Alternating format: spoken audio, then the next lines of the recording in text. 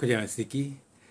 आज हम देखने वाले हैं परमेश्वर के वचन को, परमेश्वर के खुद अपने आप के एक ऐसे सामर्थ को जिसमें परमेश्वर का कलाम बताता है कि क्योंकि हमारा परमेश्वर भस्म करने वाली एक आग है।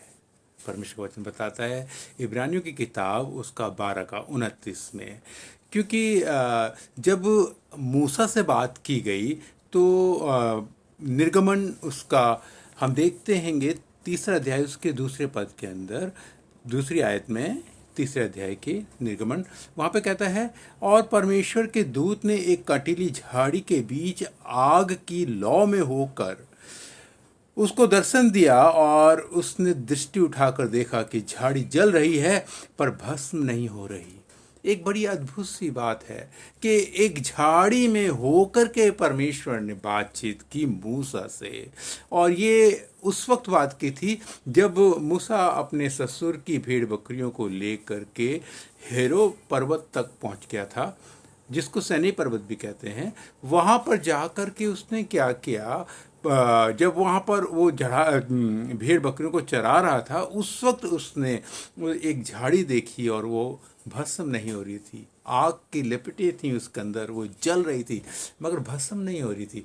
ये एक बड़ी अद्भुत सी बात थी, और परमेश्वर उस झाड़ी के जरिए उससे बात कर रहा है। उस झाड़ी में होकर के उस आग के जरिए वो परमेश्वर मूसा से बात कर रहा है। और बात क्या कर रहा है वो हम आगे देखेंगे नेक्स्ट इसके एपिसोड के अंदर, मगर अभी मैं इतना बताना चाहता हूँ कि परमेश्वर ने उस झाड़ी को चुना जिससे कोई पसंद नहीं करता।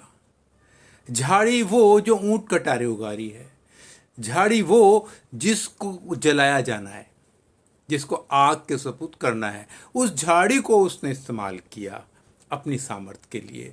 तो उन बातों को हम नेक्स्ट उसके अंदर देखेंगे कि कैसे ये सब कुछ हुआ और क्यों हुआ, और ये झाड़ी कौन है। और दूसरी बात ये है कि परमेश्वर हमसे बहुत प्यार करता है। ये बस मैं इतना बताना चाहता हूँ। नेक्स्ट उसके एपिसोड के अंदर हम इसको दोबारा और सुनेंगे, इस झाड़ी के विषय में, उस आग के विषय में, परमेश्वर की क्या योजना थी, क्यों उसने हरे भरे पेड़ को नहीं चुना, उसने सिर्फ एक झाड़ी को ही चुना।